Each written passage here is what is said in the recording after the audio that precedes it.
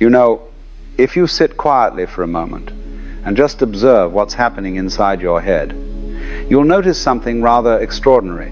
There's this constant chatter going on, an endless stream of commentary, of narration, of conversation with yourself about yourself. It never stops.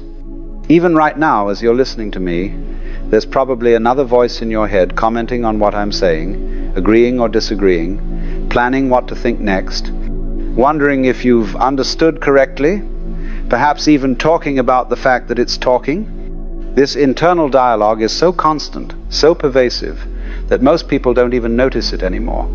It's like the hum of a refrigerator that you only hear when someone points it out. But once you do notice it, once you become aware of this endless internal conversation, a very natural question arises. Why won't it stop? Why does the mind insist on this constant talking to itself? And more importantly, who is talking to whom? If it's your mind talking to itself, then who is the talker and who is the listener? Are there two of you in there? And if there are two, which one is the real you? The one doing the talking or the one listening to the talking? Let me tell you, this is not a trivial question. This is perhaps one of the most important questions you can ask about the nature of your own consciousness. Because this internal dialogue, this constant mental chatter, is at the root of almost all human suffering. It's the mechanism by which we create anxiety, worry, regret, and most of our psychological pain. And yet we're so identified with it that we think it's who we are. Let's start by examining what this internal voice is actually doing. If you pay close attention, you'll notice that it's doing several things. First, it's narrating. It's telling you the story of what's happening. I'm sitting here listening to this. I wonder what he'll say next. This is interesting. I'm not sure I agree with that. It's like a sports commentator giving you a play-by-play of your own life, except that you're living the life and providing the commentary simultaneously. Second, it's evaluating. It's constantly judging everything that happens as good or bad, pleasant or unpleasant, desirable or undesirable. I like this, I don't like that. This is going well, this is going poorly, I should have done that differently, I hope this continues, I hope that doesn't happen again. On and on, an endless stream of evaluation and judgment. Third, it's planning and rehearsing.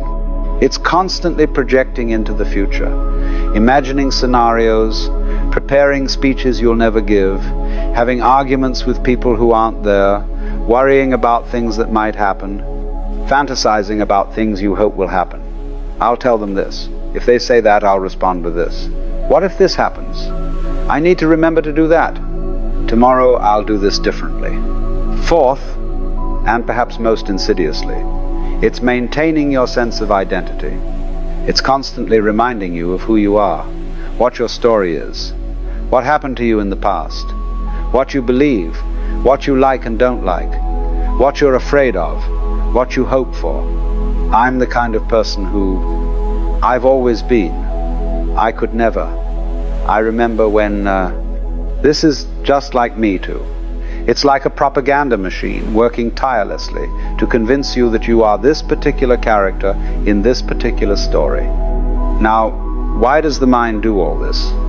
What's the purpose of this endless chatter? Well, fundamentally, it's trying to maintain control. The mind believes that if it can just think about things enough, analyze them enough, plan for them enough, it can control what happens. It's trying to make life safe, predictable, manageable. It's trying to avoid pain and secure pleasure. It's trying to defend and promote this entity it believes itself to be, this separate self that needs protecting and advancing. But here's the problem. It doesn't work. All this thinking, all this planning, all this worrying and analyzing and rehearsing, it doesn't actually give you control over life. Life continues to unfold in ways you don't expect and can't predict. Things happen that you didn't plan for. People behave in ways you didn't anticipate. And yet the mind keeps on talking, keeps on trying, keeps on believing that if it just thinks a little harder, plans a little better, worries a little more thoroughly, it will finally achieve the control it seeks. It's like someone standing in a boat trying to push the boat forward by pushing on the mast. They're putting in tremendous effort, getting exhausted, and yet the boat isn't moving. But they keep pushing because they don't understand that they're part of the system they're trying to move. They think they're separate from the boat, that they can push it from outside. But they're in the boat. Their pushing doesn't move the boat, it just wastes energy and creates frustration. In the same way, the thinking mind believes it's separate from life, that it can think about life, plan for life, control life from some position outside of life. But this is an illusion. The mind is not separate from life, it's part of life.